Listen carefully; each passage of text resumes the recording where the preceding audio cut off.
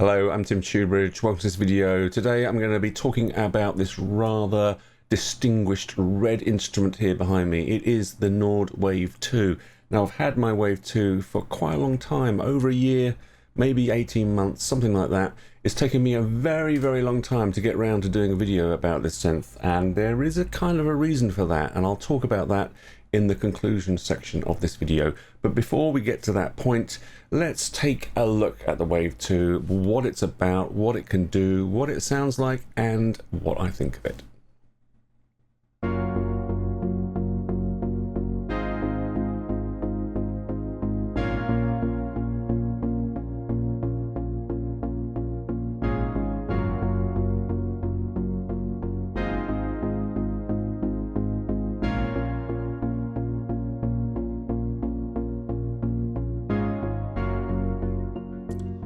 Right, so the first thing I want to talk about with the Wave 2 is first impressions. First impressions are very important, and it's very, very rare that I talk about build quality or about the materials that a synthesizer is made out of. I can't remember the last time I ever did that, but I'm going to mention it with the Wave 2 because, this is a synthesizer that costs nearly £2,000 here in the UK, which puts it really up in the premium market.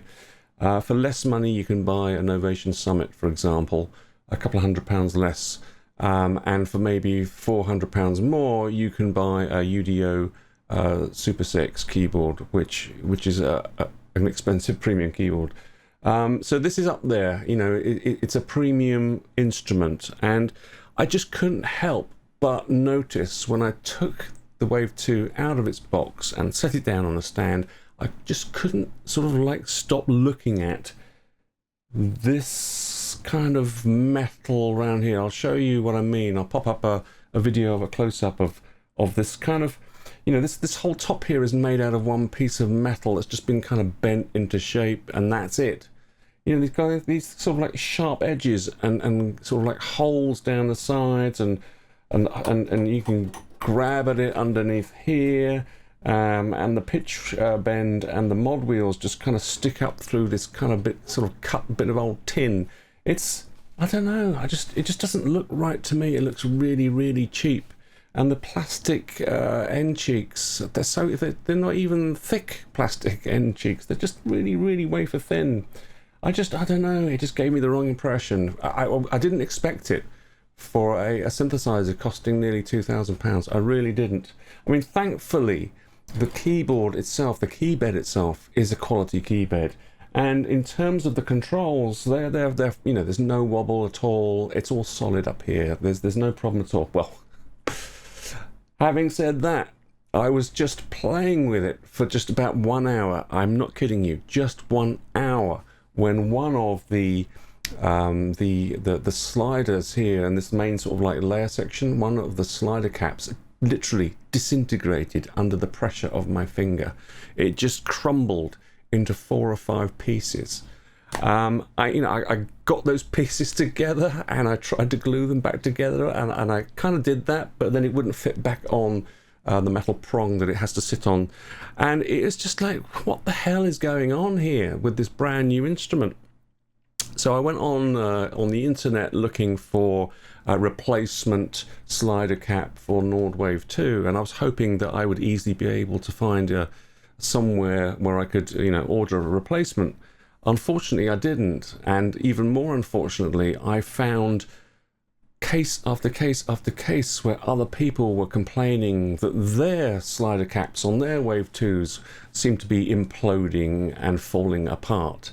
And it's just like, what the hell is going on here? And honestly, this is a £2,000 instrument. Here in the UK, it's £2,000. First impressions really didn't go very well at all.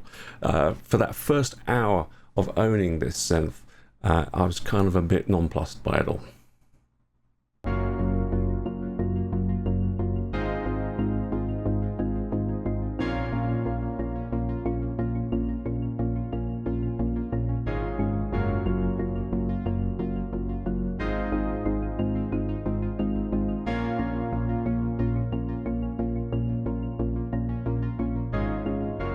Anyway, initial impressions aside, let's have a look at the Wave 2 and see what it's all about. I'm going to use my little handheld camera here and give you a little tour of the front panel and let's see what it's all about. Right, so let's have a look at the front panel of the Wave 2 and see what's going on. Now, this is an all-digital virtual analog synthesizer, subtractive synthesis, digital emulation.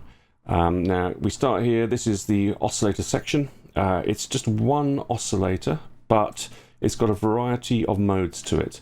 We've got sort of basic waveform, analog emulation. We've got a wavetable. We've got some basic frequency modulation capability, and we've got sample playback as well. So it's a very flexible digital oscillator. Now after that, let's move around here. We've got the filter section. Again, this is a digital emulation of analog filters. We've got a variety of different modes. We've got low pass modes, band pass, high pass. And in terms of low pass, we do have 12 dB, 24 dB, and we've got something called M, which I believe is a Moog emulation of a transistor ladder filter. We've got the basic stuff here: frequency cutoff and resonance, envelope amount, keyboard tracking control as well, although we've only got like 1/3, 2/3, and full on. We've got the envelope generator, which is dedicated for the filter here. And we've got some drive capability, which is cool. We've got 3 levels of drive. I will play a little sort of like an example of what the filter sounds like in a little while. Above it, we've got the amplifier section, which is basically just an envelope generator. So we've got these 2 envelope generators, and that's pretty much it. If we go back to the oscillator section, we do actually have a special oscillator mod envelope up here. It's not a full ADSR, it's just an A and R, but we've got one dedicated for pitch modulation, which is cool. And in terms of modulation, we've got an LFO here, just the one LFO. It's able to modulate something called oscillator control, which I didn't point out, but on the oscillator section, it's basically like a wave shape or a wave shape adjusting control. We can modulate that with the LFO. We can modulate pitch, and we can modulate filter cutoff. But that's pretty much it, just the one LFO. However, having said that, we do have down here a dedicated vibrato section where you've got various delays. You've got 3 levels of delay, or you can use the mod wheel to delay it, or you can use aftertouch to control it. And you press down on this button and use the screen to set the rate of it. So it's got a little LFO inside it, the vibrato section, separate from the main LFO. What else can I show you? In terms of modulations, we have a morph section. Now this is very, very good. We've got these basic modulation sources, performance modulation sources basically. We've got velocity, mod wheel, there's a control pedal input on the back of the synth, and we've got aftertouch. And what you can do with this section is just hold down one of these and literally twiddle any of the controls on the front panel and be able to modulate those according to these different modulation sources. It is a very, very powerful feature. In terms of performance modulation, the Wave 2 is very powerful. In terms of sort of voice architecture modulation, it's a lot more simple. But having said that, if we look at this middle section here, this is the heart of the Wave 2. It's the layer control. The Wave 2 is a 4-part multi-timbral digital synthesizer. So we've got 4 completely separate synth engines to play with here. We can set the levels of them how we like. We can pan them as well, because this is a stereo synthesizer, so we can pan the layers left and right. And although the architecture of the Wave 2 in terms of subtractive synthesis is quite basic, we've got these 4 layers, which means we can build some really complex involving sounds if we want to. And in that way, it does remind me a lot of the Roland SH-01, the Gaia synth. That has a very simple architecture, but again, it is multi-timbral, and you can layer those sounds together to create more complex ones. Right, so as we saw there with the oscillator section on the Wave 2, it can do a variety of different things. It can play sort of like regular sort of analog waveforms or emulations of analog waveforms, and it can play sort of more complex versions of those. where you morph between one waveform and another, or you double up or triple up on waveforms to get some kind of supersaw kind of effects, those kind of things. It can do all of that stuff. It's got wavetables. It's got sort of, but limited. It's got frequency modulation capabilities, but they're kind of limited. But you can get those kind of, clangorous sort of bell-like tones and sort of like some FM kind of piano sounds out of it if you want to. And then it's got PCM sample playback. And it comes with a library of various samples, and you can connect it up with software and sort of like download, create your own samples with some software, or download from Nord's own library. So it's quite flexible in terms of its sample playback. And that really piqued my interest, to be honest with you, because I've got a bit of a soft spot for keyboards and synthesizers that allow me to combine sampled sounds with subtractive synthesis waveforms. The Waldorf Quantum does that, the Waldorf Iridium does that, the Sequential Prophet X does that, and the Wave 2 does it as well. So that was my initial interest. That's why I actually bought the Wave 2 in the first place. Especially when I heard that you can actually import your own samples into it. Now, rather than go through painstakingly through all the different options on the front panel and the different oscillator options, I'm just going to play you just a bunch of different presets that I created over the last year and a half as I was sort of like playing around with the synth. Just a few different examples, and I'll talk you through those examples as we go.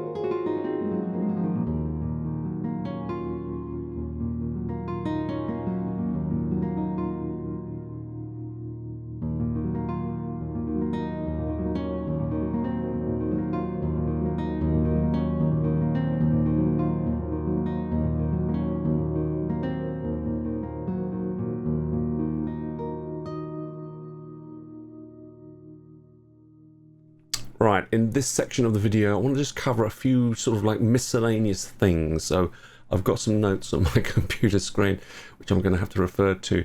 The first thing I want to cover is the filter. So we're talking here about a virtual analog synthesizer. It's all digital. It's just emulating analog circuitry, basically.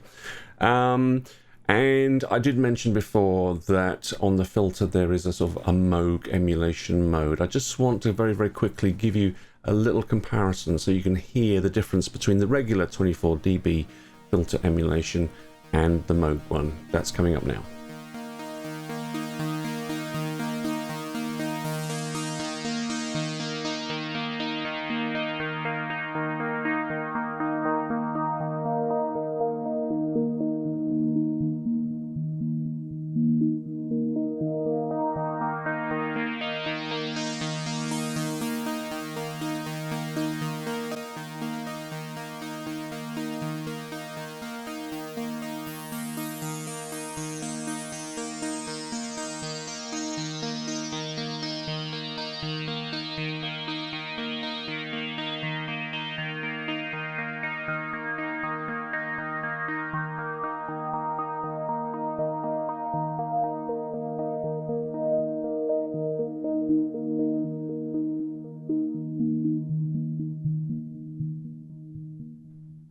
So that Moog emulation filter to me does sound really quite nice. You can hear those sort of like those little harmonics getting picked out, and it's got some character to it. It's a nice sounding filter. In fact, all the filter modes are nice.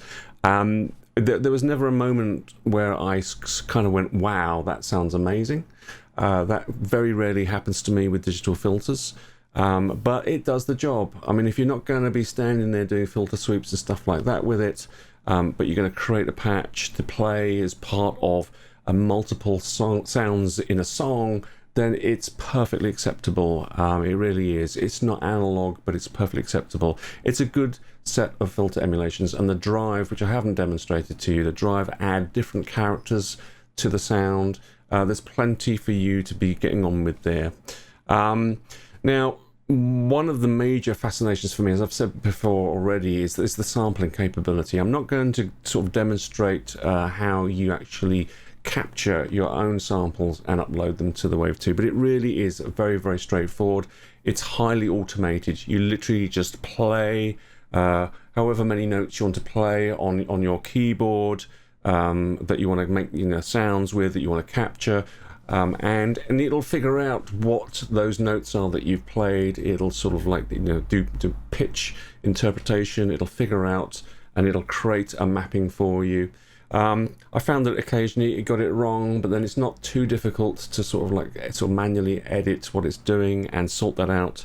I think the whole way of capturing samples is really, really very, very good. I think that Nord done a very, very good job with the software. So I wanted to capture onto I've got a bit of thing about pianos, and I wanted to capture my own pianos and put them into the Wave 2.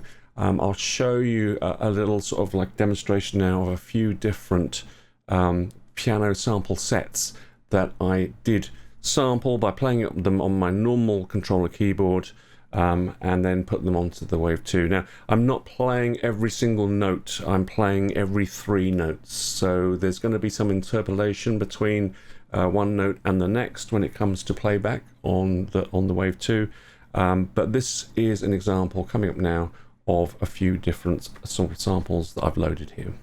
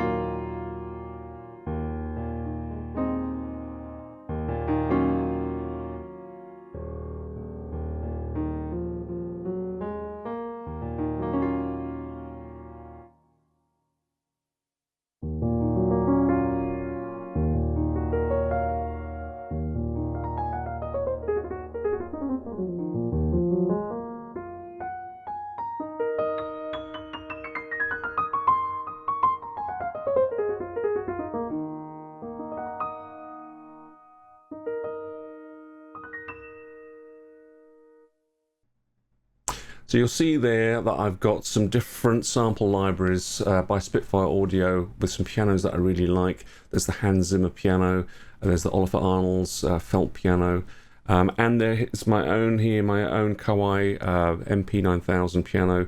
It's not the most natural sounding piano. It's quite old now by modern standards, but it sounds quite okay. And I think that replicated in the Wave 2, they sound pretty, they're pretty authentic. Now obviously we're dealing with no velocity layers there, no round robins. It's just one sample, and I didn't sample every single key. I was sampling every 3 or 4 keys. I can't remember exactly what I did. So I was trying to sort of like keep the file size down of the samples that I imported into the Wave 2, and there's a very good reason for doing that, and that is because there's so little memory here in the Wave 2 for samples. They advertise the synth as having 1 gigabyte of memory for samples.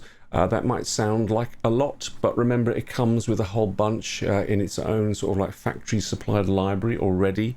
And what I found was, once I had uploaded 2 variations of the Hans Zimmer piano, the Oliver Arnolds piano, and the MP9000 piano, I had no more room left for anything else whatsoever. And I just don't understand this. I mean, this here is an SD card. It's a 64 gigabyte SD card. You can buy these new for about £10 on Amazon. Here we have just 1 gigabyte of memory in here. I just do not understand why we have so little memory.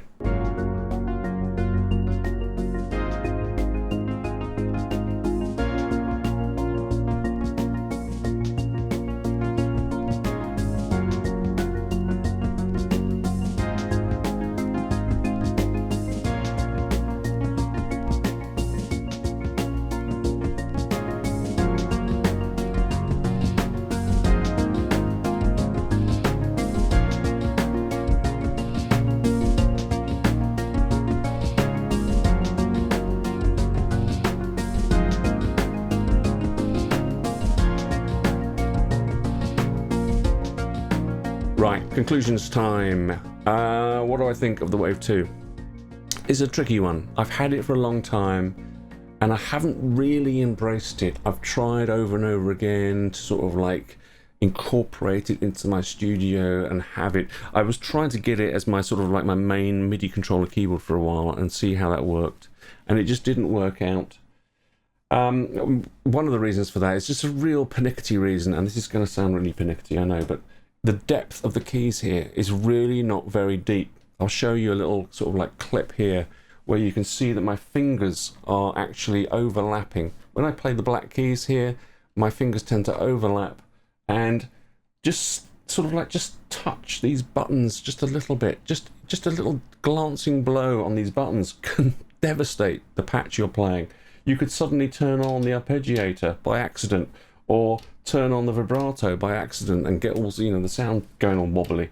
It's happened to me not just once or twice, but over and over and over and over again that I'm playing here, especially up on the black keys, which I like to play, and I'm just doing little glancing touches of these buttons along the front here, and it just doesn't work for me. So that's one of the main reasons why I have not ended up using this as a controller keyboard.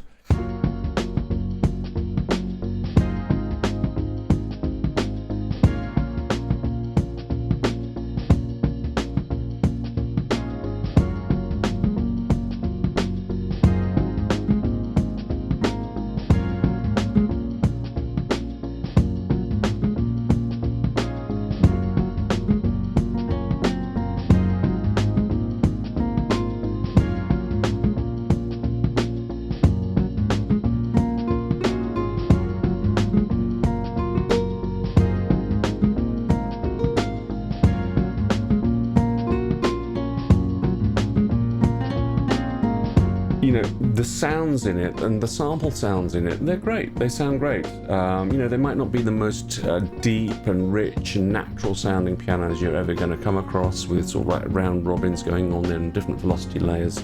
But for something that you're going to play that's going to sit in a mix, it works. It really does work. The sounds really do fit all the time. And I think that that's kind of the secret to a Nord keyboard is, so many professionals use them because the sounds just fit. There's no mucking about with them.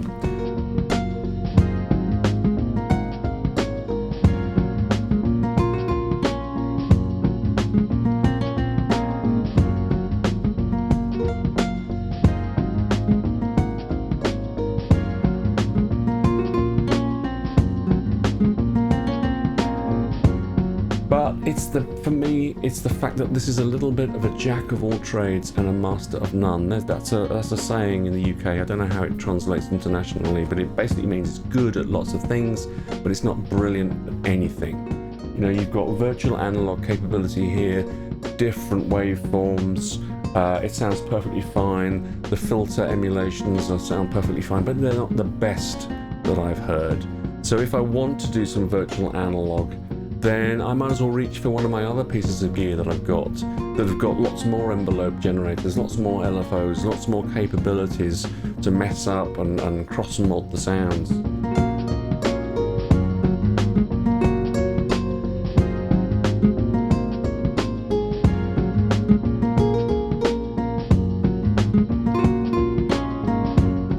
If I want to use wavetables, then I've got an Iridium from Waldorf. It does wavetables brilliantly, let's face it.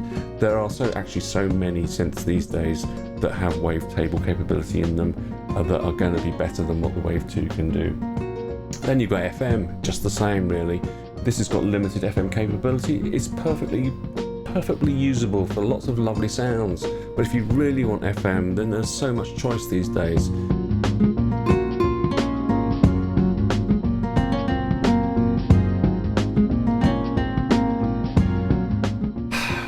And that, I think, is a shame, because it's kind of doing so many things really, really quite well, but it's not doing anything so brilliantly. I think if I had less gear around me, then I would levitate towards the Wave 2, definitely, because it just fills so many different genres and does so much stuff for you.